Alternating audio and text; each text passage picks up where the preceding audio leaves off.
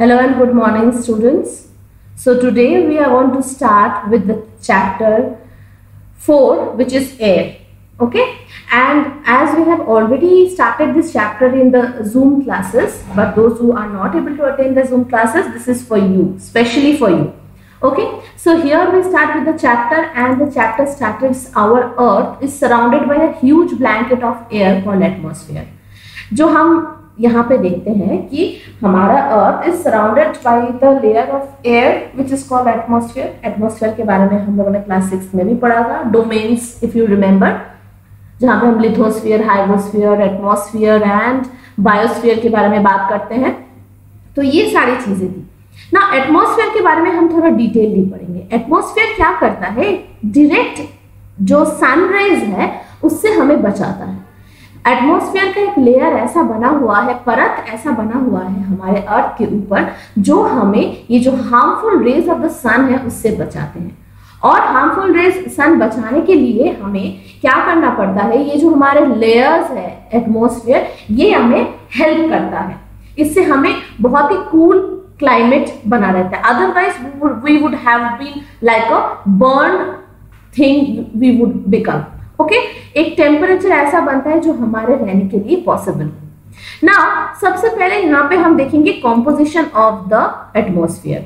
Do you know that the air we take in a while breathing is actually mixture of gases. जो हम सांस लेते हैं, हम ऑक्सीजन जो हम लेते हैं, कहते हैं कि इस एयर में हम काफी अलग अलग टाइप के गैसेस को भी हम सांस ले रहे हैं.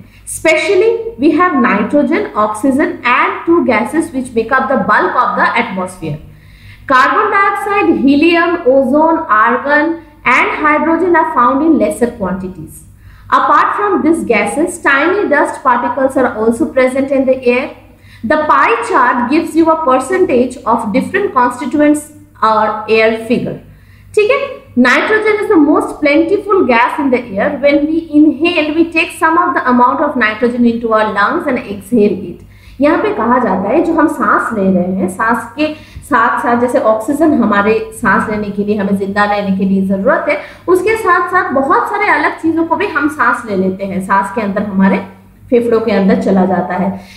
क्या है इसमें, जैसे इसमें नाइट्रोजन होता है, इसमें अदर गैसेस होता है, इसमें डस्ट पार्टिकल्स होता है. ये सारी चीजों का मिक्सचर जो है वो हम सांस लेने टाइम लेते हैं. ठीक है, ये जो पाई चार्ट है, ये पाई चार्ट से आपको समझ में आएगा. देखो ये पूरा कंपोजिशन है.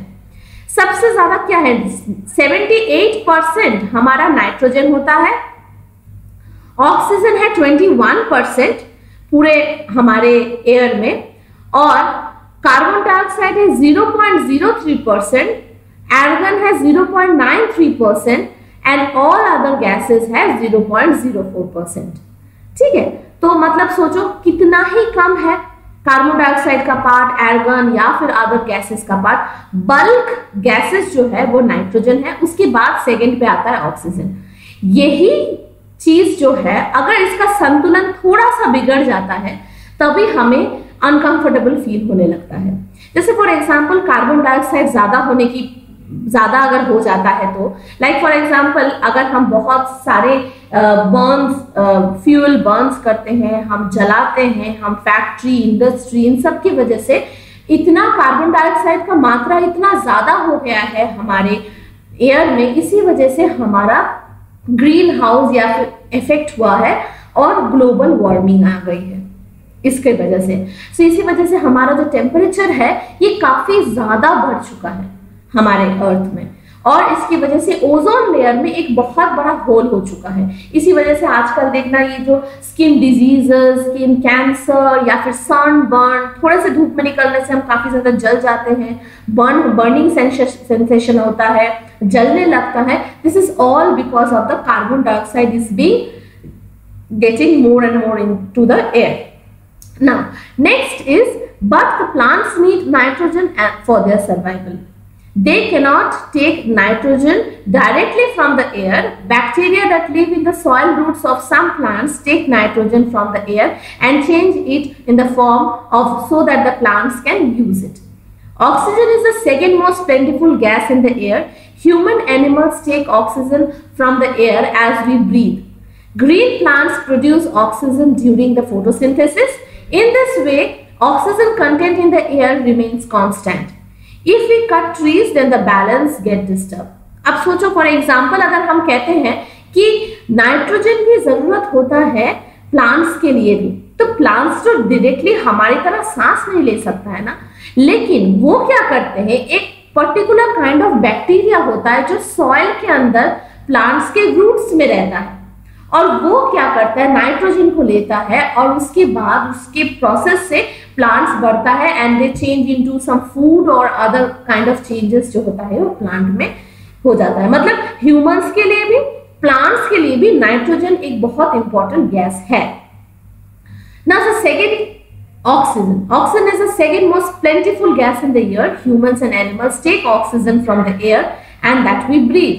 Green plants produce oxygen during photosynthesis. In this way, oxygen content in the air remains constant. If we cut trees, then this balance gets disturbed. क्या होता है, ऑक्सीजन जो होती है हमारे इसमें प्लेंटी ऑफ ऑक्सीजन है, लेकिन सोचो फॉर एग्जांपल एक पेड़ आज हम प्लांट करते हैं और उस पेड़ मिनिमम 10 लोगों को देने के लिए काफी होता है, 10 लोगों को देने के लिए। फॉर एग्जांपल हमारे पास एक पेड़ है और उससे हम 10 लोग ऑक्सीजन लेते हैं। हम कार्बन डाइऑक्साइड रिलीज करते हैं जो प्लांट्स अब्सॉर्ब कर लेते हैं और फिर फोटोसिंथेसिस प्रोसेस से प्लांट्स ऑक्सीजन रिलीज करते हैं जो हम लोग इनहेल करते हैं, जो हम सांस लेते हैं। तो बैलेंस बिल्कुल सही है, एक बड़ा सा पेड़ 10 लोगों को आराम से ऑक्सीजन दे सकता है। वही सोचो एक उस पेड़ को हम लोगों ने काट दिया, 10 लोगों का जो ऑक्सीजन है, आई नो कोई कमी नहीं होगी, हमारे दुनिया में बहुत ऑक्सीजन है, लेकिन कुछ तो फर्क पड़ेगा, 0.1001% का भी फर्क पड़ता है। तो ये फर्क अगर पड़ता है तो सोचो हम जो फॉरेस्ट कट करते हैं, इतने फॉरेस्ट कट कर रहे हैं, इतने सारे पेड़ पौधे कट करते हैं, तो उसमें कितना ज्यादा फर्क पड़ता है, ऑक्सीजन कितना ज्यादा कम हो जाता है। A dead tree is nothing, है ना, वो हमें कुछ हेल्प नहीं कर सकता है, ठीक है। तो वैसे ही कहते हैं कि if we really need plant और ट्री, तो उस जगह पे हमें तुरंत एक और ट्री को लगा देना चाहिए। यूज करो, नेचर से आप ले रहे हो तो नेचर को रिटर्न बैक भी करना जरूरी है। Next is carbon dioxide is another important gas. Green plants use carbon dioxide to make their food and release oxygen. Humans and or animals release carbon dioxide. The amount of carbon dioxide released by humans, animals seems to be equal in the amount of the plants, which make a perfect balance. यहाँ पे कह रहे हैं oxygen और carbon dioxide का जो balance है अभी तक तो सही मेंटेन हो रहा है, लेकिन ऐसा अगर कभी हुआ कि हमारे दुनिया में पेड़ पौधे बहुत कम होते गए तो क्या हो जाएगा, कार्बन डाइऑक्साइड का मात्रा बहुत ज्यादा बढ़ जाएगा और इसकी वजह से हम लोग जिंदा नहीं रह पाएंगे। They add billions and tons of carbon dioxide. कैसे, अगर हम कुछ जलाते हैं, burning of fuels and coal and oil, ये सारे जो है ऑटोमोबाइल से निकलता हुआ जो धुआं है, मतलब कार से अलग अलग जगह से, तो ये बहुत बड़ा चेंज आता है। एज अ रिजल्ट ये कार्बन डाइऑक्साइड की वजह से क्लाइमेट हमारा वार्म हो जाता है और इससे वेदर एंड क्लाइमेट का बहुत बड़ा चेंज आ जाता है, आ चुका है। ये देखो बहुत सारे ग्लोबल वार्मिंग के ऊपर जो हमारा हीट कह रहे हैं कि अर्थ एक हीटेड बॉल की तरह हो गया है, पहले ऐसा नहीं था। Okay, now and special thanks to this COVID-19, इसकी वजह से हमारे इंडस्ट्रीज फैक्ट्रीज बहुत सारे बंद हो गए हैं, उसकी वजह से हमारा जो ओजोन लेयर फिर से सही हो गया है, पोल्यूशन बहुत कम हो चुका है। इसी वजह से देखो आज समर है तो समर का उतना हमें फील नहीं हुआ जितना टेम्परेचर रेज होता है, मतलब कुछ मंथ के चेंजेस में फ्रॉम मार्च टू जुलाई, इस कुछ मंथ में इतना फर्क पड़ चुका है। Okay, so today up to here, tomorrow or the next topic I will discuss with you. Yes, students, now I am going to talk about the structure of the atmosphere. See here the structure is given. Our atmosphere is divided into 5 layers starting from the Earth's surface. These are the troposphere, stratosphere, mesosphere, thermosphere and exosphere. ये देखो हम नीचे से बात करेंगे। सबसे पहले इस लेयर पे हम रहते हैं एज ए ट्रोपोस्फियर। ट्रोपोस्फियर पे हम रहते हैं, हम सांस लेते हैं, इसको हम कहेंगे ट्रोपोस्फियर। स्ट्रेटोस्फियर, स्ट्रेटोस्फियर जो होता है ये है हमारा ओजोन लेयर का, जो ओजोन हमारे लिए बहुत ज्यादा जरूरी है। ये ट्रोपोस्फियर और स्ट्रेटोस्फियर के बीच में एरोप्लेन्स चलते हैं ज्यादातर। Next is mesosphere. मेसोस्फियर में क्या होता है, जनरली मेसोस्फियर में जो मेटेरॉइड्स है जो अर्थ से डायरेक्टली आते हैं वो इस लेयर पे आके बुझ जाते हैं। Next is thermosphere. थर्मोस्फियर पे जनरली हमारे जो रेडियो एक्टिव रेज है जो सैटेलाइट से हमें मिलता है, ये सारे जो ये रेडियो एक्टिव रेज इसमें जो अर्थ में रिफ्लेक्ट बैक करता है, ये वो वाला एरिया है। And last is a thin layer of exosphere. Okay, so stratosphere की बात करेंगे। This layer is most layer of the atmosphere. It is average height is 13 kilometer. The air we breathe exists almost all the weather phenomena like rainfall, fog, hailstorm occur in this layer. तो ये जो layer है ये layer है हमारे धरती से 13 kilometre, मतलब ये हमारा जमीन है और इससे 13 किलोमीटर ऊपर तक का है।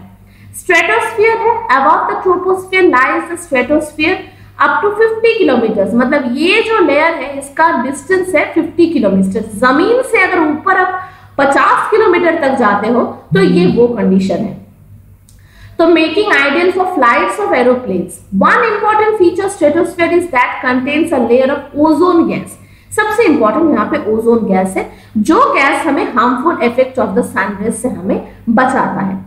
मेसोस्फियर, मेसोस्फियर है, this is the third layer of the atmosphere. It lies in the stratosphere. It extends up to the height of 80 kilometre. Meteoroids burn up in this layer entering from the space. Meteoroids जो है जो सन के आसपास छोटे छोटे rock जैसे घूमते रहते हैं, एस्टेरॉइड्स एंड मेटेरॉइड्स की बात हम कहते हैं। तो मेटेरॉइड्स जो है ये जब अर्थ पास में आ जाता है और कभी वो अपने ऑर्बिट से निकल के बाहर आ जाते हैं, वो डायरेक्टली अर्थ में एंटर करते हैं बहुत तेजी से, और एक गोला जैसे आग का गोला बहुत हाई स्पीड से आके एंटर करते हैं। और एंटर करते टाइम वो जैसे वो अर्थ के एटमॉस्फेयर में घुसता है वो धीरे धीरे कूल डाउन होने लगता है। So it enters from exosphere, thermosphere, cool down होता है। मेसोस्फीयर में आके वो बिल्कुल कूल हो जाता है, बिल्कुल कूल हो जाता है। और कभी कभी देखना जब हम एकदम नीचे तक देखते हैं एक हल्का सा टूटता हुआ तारा जैसा नजर आता है। जनरली हम उसको वही कहते हैं, टूटता हुआ तारा, but that is a meteoroid which is coming high up in the sky, जो आके बिल्कुल बुझ जाता है। एक हल्का सा तिनका रहता है जो हमें देखने को मिलता है। Next is thermosphere. Thermosphere temperature rises very rapidly with the increasing height. Ionosphere is a part of this layer. It extends between 80 to 400 kilometre. ये जो थर्मोस्फीयर का पार्ट है 80 किलोमीटर, देखो यहाँ पे 80 किलोमीटर में खत्म होता है, टिल 400 किलोमीटर तक ये थर्मोस्फीयर है। बहुत ही बड़ा है ये थर्मोस्फीयर। तो ये जो थर्मोस्फीयर है इसमें आयनोस्फीयर जो है ये सबसे इंपॉर्टेंट इसका पार्ट होता है, और इसका जो टेम्परेचर है काफी ज्यादा होता है क्योंकि काफी ऊपर चले जाते हैं हम। This layer helps in radio transmission. In fact radio waves transmitted from earth are reflected back to the earth by this layer. ठीक है, जो मैंने आपको कहा था रेडियो ट्रांसमिटेड वेव्स जो होते हैं वो रिफ्लेक्ट करके अर्थ में वापस इसी वजह से आते हैं। Next is exosphere. The upper most layer of the atmosphere is known as exosphere. This layer is very thin air. Light gas like helium and hydrogen float into the space from here. Helium and hydrogen का जो main gas होता है exosphere में होता है, पतला सा एक हल्का सा सबसे टॉप मोस्ट लेयर है, वेरी थिन लेयर होता है, और ये होता है हमारा last layer of the earth. ठीक है, next is whether and climate. हम वेदर एंड क्लाइमेट के बारे में पढ़ रहे हैं। तो वेदर एंड क्लाइमेट में डिफरेंस क्या है, वेदर और क्लाइमेट? तो मैं एक चीज बता देती हूँ, देखो यहाँ पे क्या बता, it is going to rain today, will it be bright sunny today? How many times we have heard this from the anxious cricket fans speculating the fate of one day match. Now यहाँ पे बताता है कि कभी कोई cricket match होता है, football match होता है, या फिर कुछ भी होता है, उसके पहले स्पेकुलेशन आता है, वेदर फोरकास्ट कहते हैं कि आज वेदर क्या होने वाला है, बारिश होने वाली है, ठंड होने वाला है, या फिर ब्राइट सनी डे होने वाला है, तूफान आने वाला है। ये जो है वेदर फोरकास्ट है जो हमें डे टू डे पता चल जाता है हर दिन का। आपके पास आजकल मोबाइल में, स्मार्टफोन्स में we have all this apps जहां पे हमें वेदर फोरकास्ट के बारे में हमें बता देते हैं। ठीक है, सो डे टू डे एक दिन में ऐसा भी होता है कि अर्ली मॉर्निंग बहुत सुंदर हवा चल रही है, सुबह के टाइम में बहुत धूप है, दोपहर के टाइम में बहुत बारिश हो गया और रात के टाइम में ठंड हो गई। एक दिन में वेदर अलग अलग रूप में चेंज हो सकता है। So this is weather, day to day, hour to hour. ठीक है, ये हमारा होता है वेदर। लेकिन क्लाइमेट में यही डिफरेंस है। क्लाइमेट चेंज मतलब क्लाइमेट एक लॉन्ग स्पैन ऑफ टाइम एक क्लाइमेट होता है, फ्रॉम रिलेटेड टू 1 ईयर और कंटिन्यूअस फॉर सम मंथ से लेके 25 साल तक एक क्लाइमेट होता है। जैसे फॉर एग्जांपल राजस्थान का क्लाइमेट अगर हम बात करें तो 25 साल पहले भी राजस्थान का क्लाइमेट ड्राई एंड हॉट था। आज भी राजस्थान का जो क्लाइमेट है ड्राई एंड हॉट। ठीक है, ये है क्लाइमेट जो लॉन्ग स्पैन ऑफ टाइम तक रहता है। लेकिन जो हमारा वेदर है वो डे टू डे होता है कि हमें पता है कि क्लाइमेट क्या होगा। अगर हम गूगल में सर्च करेंगे what is the climate of Rajasthan, what type of climate we have in Rajasthan, तो हमें पता चलेगा Rajasthan has a hot and a dry climate. What type of climate we have in Ladakh, it will be dry and cold, as an extreme cold climate. What type of climate we have in West Bengal? So they will say it is moderate and humid climate. तो ये है climate जो एक एक जगह का fixed है, जो हमेशा फिक्स्ड रहता है। मे बी बहुत साल बाद थोड़े से चेंजेस आएंगे लेकिन ज्यादा नहीं। लेकिन वेदर है कि पूरे दिन भर का क्या होता है वो चेंजेस होता है हमारे कहते हैं weather. Okay, so today up to here we will learn about the temperature and many more things tomorrow. Thank you and have a nice day.